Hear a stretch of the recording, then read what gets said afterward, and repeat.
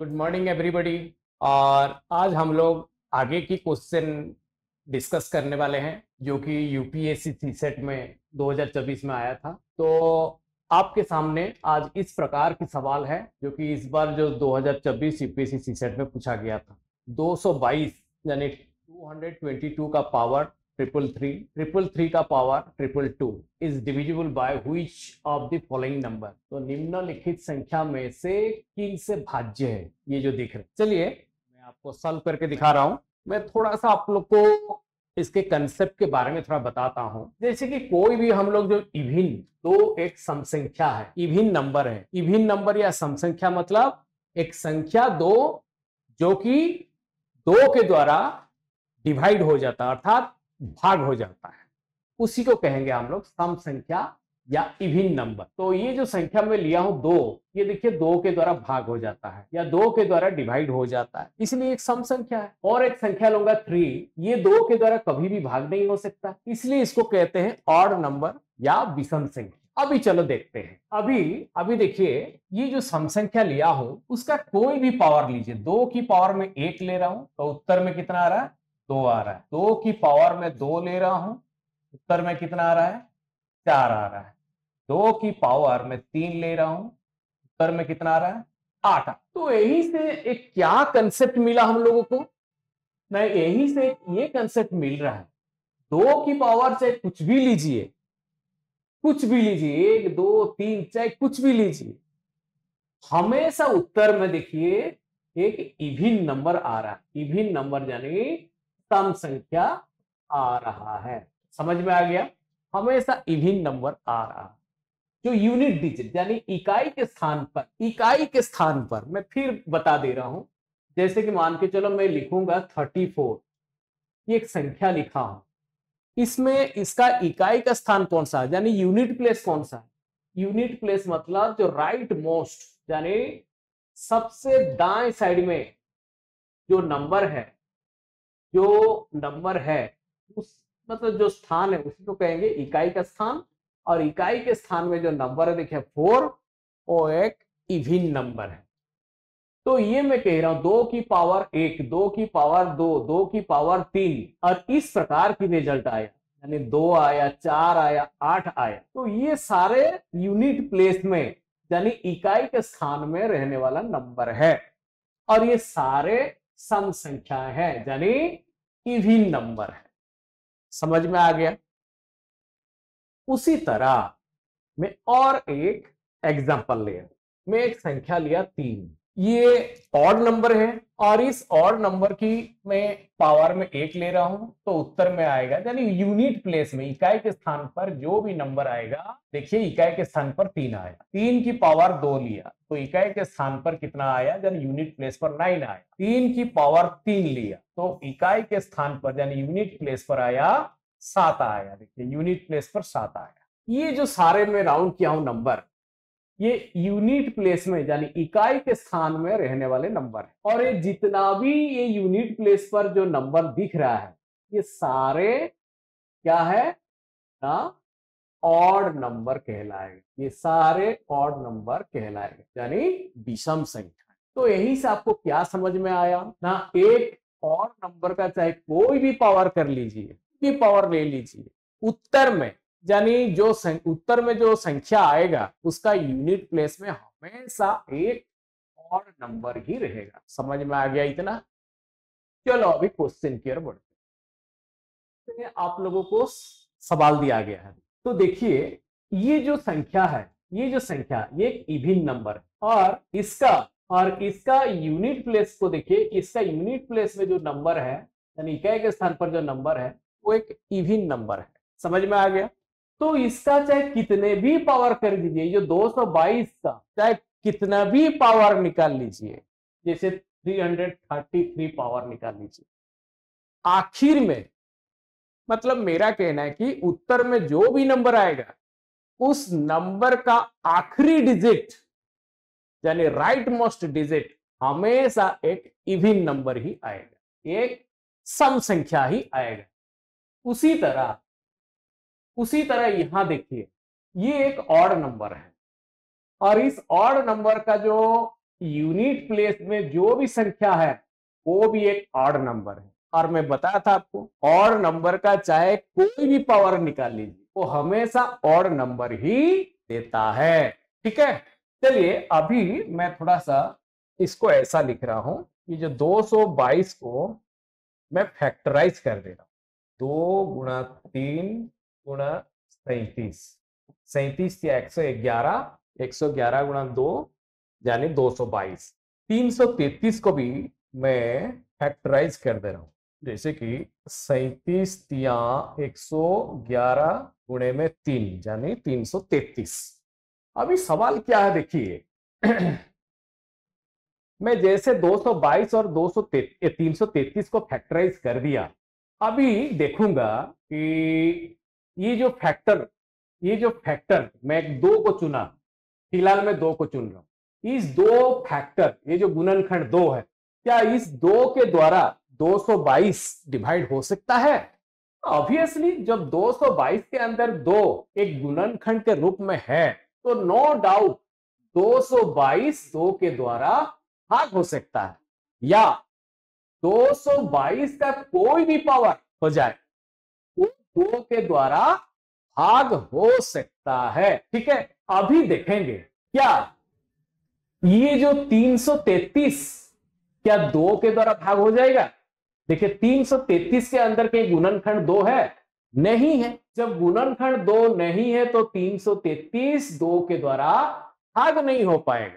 समझ में आ गया? तो 222 तो भाग हो रहा है लेकिन 333 भाग नहीं हो रहा है। और दोनों को, ये तो इवन नंबर आएगा, ये तो इवन नंबर आएगा और ये तो ऑड नंबर आएगा। दोनों को भी अगर जोड़ देंगे, इवन और ऑड दोनों को जोड़ देंगे, देखो 222 और 333 को जोड़ दीजिए, कितना 555 आया। 555 एक ऑड नंबर है और ये ऑड जो नंबर आया, ये ऑड नंबर कभी भी इस 2 से भाग नहीं हो पाएगा। यानी इन दोनों का समेशन जब लेंगे तब भी वो 2 के द्वारा भाग नहीं हो पाए। ये तो क्लियर हो गया ना कि 2 से ये भाग नहीं हो। चलिए ऑप्शन में भी है, देखते हैं ऑप्शन में कहां है। देखिए ऑप्शन में बी में दिख रहा है 3 के द्वारा तो भाग हो रहा है, 37 के द्वारा भाग हो रहा है, बट नॉट 2 के द्वारा भाग नहीं हो। ठीक है, देखते हैं वो ऑप्शन बी हम चुनेंगे कि नहीं, बाद में देखेंगे, क्योंकि ऑप्शन बी को चुनने से पहले 3 और 37 का भी टेस्ट कर लेंगे। अभी देखेंगे 2 के द्वारा तो नहीं हो रहा है, ये हम लोग कंफर्म हो गए, 2 के द्वारा भाग नहीं हो रहा। अभी देखेंगे क्या 3 के द्वारा हो रहा है, क्या 37 के द्वारा हो रहा है, ये अभी चेक करें। देखो 222 के अंदर 3 एक फैक्टर है कि नहीं? देखिए तो 222 के अंदर अगर 3 एक फैक्टर है, इसका मतलब 222 3 के द्वारा भाग हो सकता है। उसी तरह देखिए 333 को देखिए, क्या 333 3 के द्वारा भाग हो जाएगा? 333 के अंदर देखो 3 भी एक फैक्टर है, तो 333 भी 3 के द्वारा भाग हो जाएगा। क्लियर? यानी दोनों 222 भी भाग हो जा रहा है, 333 भी भाग हो जा रहा है 3 के द्वारा। अभी सवाल उठता है क्या दोनों का समेशन जैसे मैं लिया था 555 लिया था, क्या ये 555 3 के द्वारा भाग हो जाएगा? कहीं साइड में टेस्ट कर लेते हैं, इस साइड में कहीं टेस्ट कर लेते हैं। यहीं पे देखिए 555 को मैं 3 से भाग कर रहा हूं, 3 एकम 3, 3 अट्ठे 24, 15, 3 पंचे 15, यानी मेरा कहना कि 3 के द्वारा भाग हो गया। क्या इन दोनों का समेशन, दोनों का जोड़ 3 के द्वारा भाग हो गया? अभी सवाल उठता है 3 के द्वारा तो भाग हो गया, ठीक है, तो इसको हम टिक लगाते हैं कि चलो 3 के द्वारा ये। अभी और थोड़ा टेस्ट करेंगे, क्या 37 के द्वारा भाग हो जाएगा? देखते हैं। देखिए 222 के अंदर देखिए 37 एक गुणनखंड के रूप में है। अगर 222 के अंदर 37 गुणनखंड के रूप में है तो 37 के द्वारा भाग हो जाएगा 222। उसी तरह 333 को देखिए, 333 के अंदर 37 एक गुणनखंड के रूप में है, इसीलिए 333 भी 37 के द्वारा भाग हो जाएगा। अभी सवाल उठता है, क्या इन दोनों का समेसन यानी 555 जो मैं लिया हूं, क्या 37 के द्वारा भाग हो जाएगा? क्या इस साइड में टेस्ट करके देख लेते हैं। ठीक है, जैसे कि 555 मैंने लिखा और इसको मैं 37 के द्वारा भाग करके देख रहा हूं। 37 से कम 37, ठीक है, 37 पंचे 100 मतलब 185, तो डिवाइड हो जा रहा है। यानी इन दोनों का जो समेसन, इन दोनों का जोड़ भी यानी 555 जो मैं लिया हूं वो 37 के द्वारा भी भाग हो। तो चलो ऑप्शन नंबर बी में देखिए, ऑप्शन नंबर बी में देखिए 3 के द्वारा भाग हो रहा है, 37 के द्वारा भाग रहा है, लेकिन 2 के द्वारा नहीं। इसलिए हमारा जो उत्तर होगा ऑप्शन नंबर बी। मैं उम्मीद करता हूं कि सबको समझ में आया होगा। चलिए नेक्स्ट क्वेश्चन की ओर। कह रहा है what is the angle between the minute hand and hour hand when the clock shows 4:25 hours. जब घड़ी 4:25 दर्शाती है, तब मिनट की सुई और घंटे की सुई के बीच का कोण कितना होगा। चलिए इसमें थोड़ा सा कंसेप्ट है, ट्रिक्स भी है, लेकिन ट्रिक्स में बाद में बताऊंगा। उससे पहले मैं कंसेप्ट के बारे में थोड़ा सा बताऊं। देखिए मैं एक इसी प्रकार एक घड़ी टाइप का बना दे रहा हूं। ये हमारा 12, ठीक है, ये हमारा 12, 1 2 3 4 5 6 7 8 9 10 11। बस एक चीज आप लोग को याद रखना होगा, जब आवर हैंड, जैसे आवर हैंड ऐसे घूमता है, क्लॉकवाइज जब घूमेगा, 1 मिनट जब वो घूम लेता है, जब एक मान के चलो मैं यहीं से ये कर रहा हूं, ऐसा एक आवर हैंड मैं ऐसे के ले रहा हूं, ये हो गया हमारा आवर हैंड, जो पूरी तरह एक चक्कर लगा लेगा। समझ में आ गया? यानी 1 मिनट में आवर हैंड कितना डिग्री का एंगल बनाता है, मैं यहीं पे लिख दे रहा हूं, आवर हैंड जब पूरी तरह 1 मिनट चक्कर लगा लेता है तो यहां बनाएगा कितना ना, 0.5 डिग्री एंगल बनाता है। ये आपको याद रखना पड़ेगा। उसी तरह जो मिनट हैंड है, जब पूरी तरह 1 मिनट का चक्कर लगा लेता है तो यहां कितना डिग्री का एंगल बनाता है, उसी तरह ना 6 डिग्री का एंगल बनाता है। यह आपको याद रखना पड़ेगा। समझ में आ गया? अभी चलो देखते हैं, जब ये टाइम दे रखा है 4:25, जब 4:25 घड़ी में आपको जब 4:25 दिखेगा, उस समय जो आवर हैंड यानी जो छोटा कांटा होता है और जब बड़ी कांटा होता है मिनट हैंड, आवर हैंड और मिनट हैंड के बीच में एंगल किया। मैं दोबारा घड़ी बना रहा हूं, नो डाउट ये है आवर हैंड और ये है मिनट हैंड, यही रहेगा ना। जो टाइम हमारा कितना दे रखा है 4:25, ऐसे ही दिखेगा, ऐसे ही दिखेगा। यहीं पे मैं 4 लिख रहा हूं, 3 2 1, तो ये 12 हो गया, 5 6 7 8 9 10 11। अभी देखेंगे, यही हमको पूछ रहा है, ये जो मिनट हैंड और आवर हैंड के बीच में ये जो एंगल है, यही एंगल पूछ रहा है। क्योंकि मैं आप लोग को कंसेप्ट बताया, मिनट के हिसाब से बताया, क्योंकि आवर हैंड जब 1 मिनट घूम लेता है तो मेन जो इस 12 के साथ, मेन इसी को कंसीडर हम करेंगे, इसके साथ वो कितना डिग्री का एंगल बनाता है ना, 0.5 डिग्री एंगल बनाता है। और मिनट हैंड जब 1 मिनट घूम लेता है और 6 डिग्री का एंगल बनाता है। तो इसमें जहां भी जो आवर हैंड है, जो आवर में है, उसको हम लोग क्या करेंगे ना, मिनट में कन्वर्ट। जैसे कि ये 4 है, यहीं पर एक कांटा है ना आवर हैंड 4, तो 4 घंटे को हम मिनट में पहले कन्वर्ट करें, 4 घंटे को मिनट में कन्वर्ट करें तो 60 गुणा कर देंगे, 6 चौ 24, ये मिनट में कन्वर्ट हो गया। यानी 1 मिनट में आवर हैंड कितना घूमता है ना, 0.5, तो 4 घंटे में कितना होगा ना, 0.5 गुणा कर दो तो कितना आ रहा है ना, 4 गुणा 8 गुणा 5/10 कर दो, ये काट दो, तो 6 चौ 24 पंचा 120, 120 डिग्री। लेकिन ये तो 4 घंटे का मैं लिया हूं, 4 घंटे को मैं मिनट में कन्वर्ट किया और फिर इतना मिनट हो गया, कितना, 6 चौ 24, 240 मिनट। और हमको पता है कि आवर हैंड 1 मिनट में 0.5 डिग्री एंगल बनाता है, तो 240 मिनट में कितना डिग्री एंगल बनाएगा ना, 120 डिग्री एंगल बनाएगा।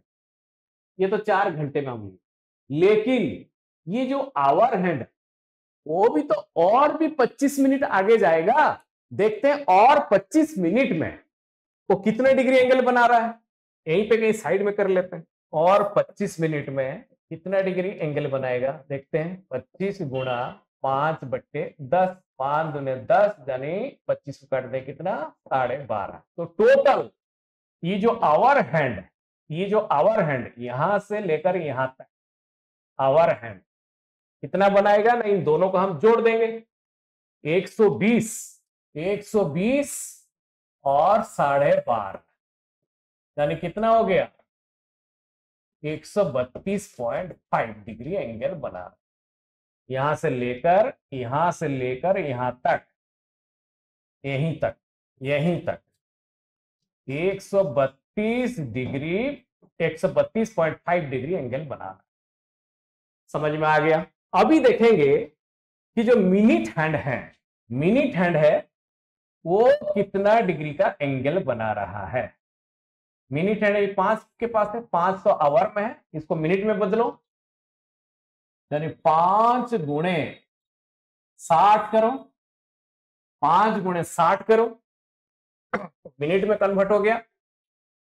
लेकिन कंसेप्ट के हिसाब से मैं बताएं कि मिनट हैंड 1 मिनट में 6 डिग्री एंगल बनाता, तो इतना मिनट में कितना डिग्री एंगल बनाएगा ना, 6 गुणा कर दो, दैट इज इक्वल टू कितना आ जाएगा, वो तो 25 मिनट आएगा ना, वो तो मिनट दे रखा ऑलरेडी, 25 मिनट गलत कर दिया।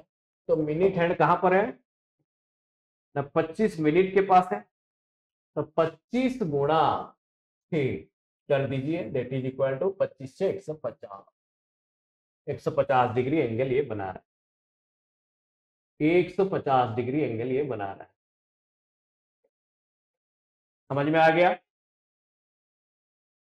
देखिए मिनट हैंड यहां से लेकर यहां तक 150 डिग्री एंगल बना रहा है, और आवर हैंड यहां से लेकर यहीं तक कितना बना रहा है, 132.5 डिग्री।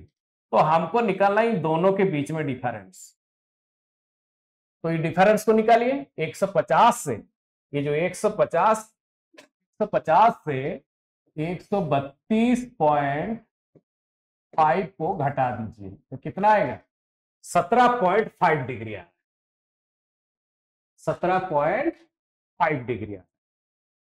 इन दोनों के बीच में, यानी आवर हैंड और मिनट हैंड के बीच में जो डिफरेंस है कितना आ रहा है, 17.5 डिग्री आ रहा है, यानी ऑप्शन नंबर सी को देखिए, यही हो गया हमारा आंसर।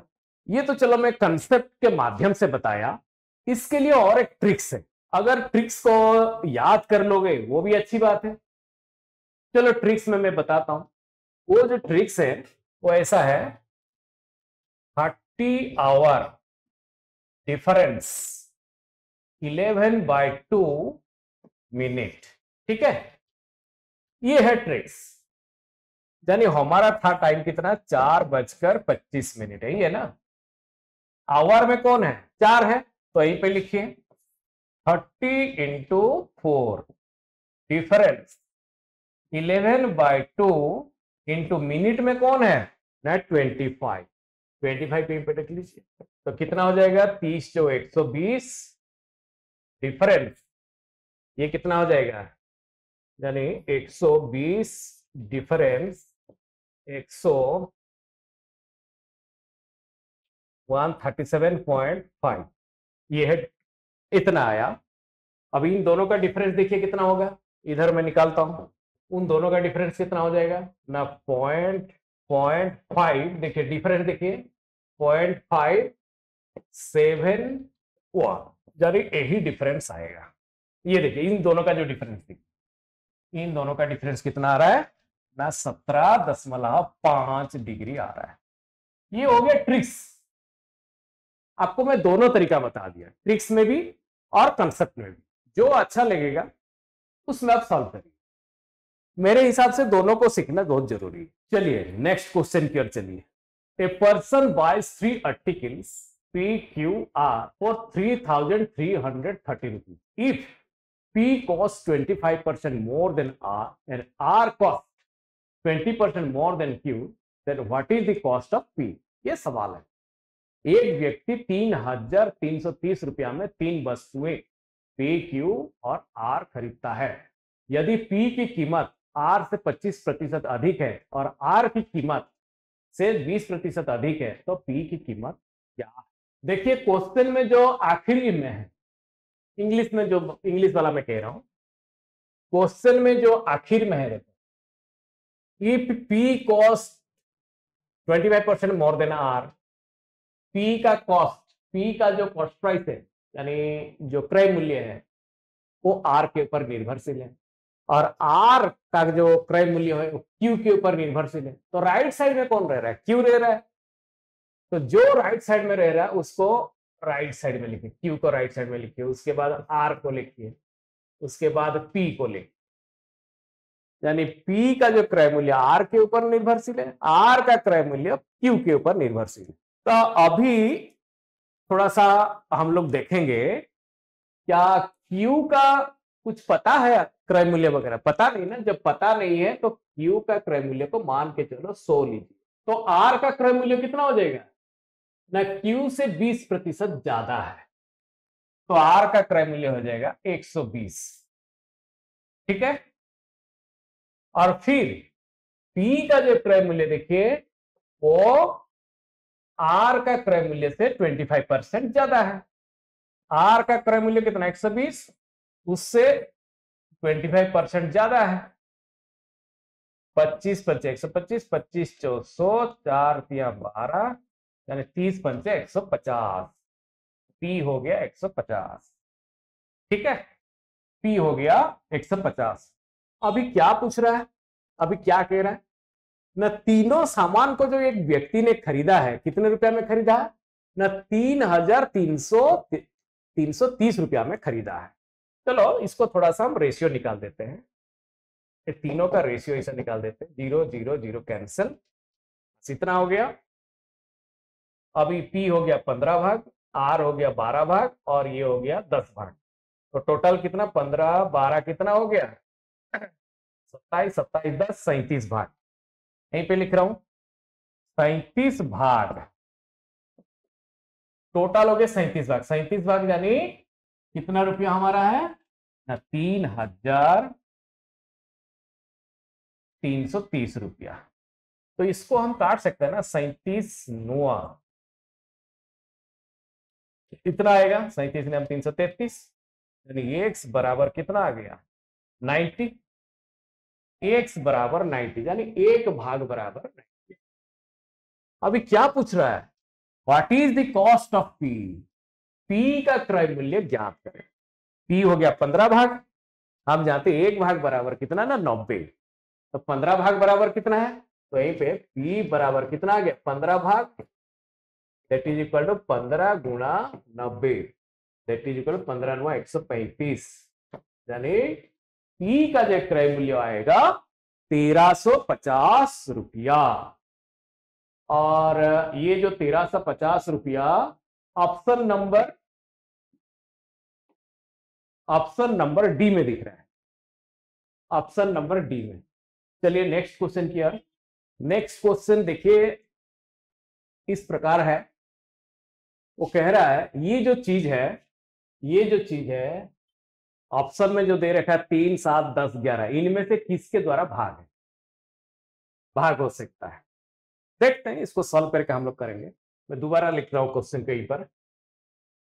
32 की पावर 5 प्लस 2 की पावर 27। तो हम ऐसे लिख सकते हैं, 32 को हम ऐसे लिखते हैं 2 की power 5 to the power 5 plus 2 की पावर 27।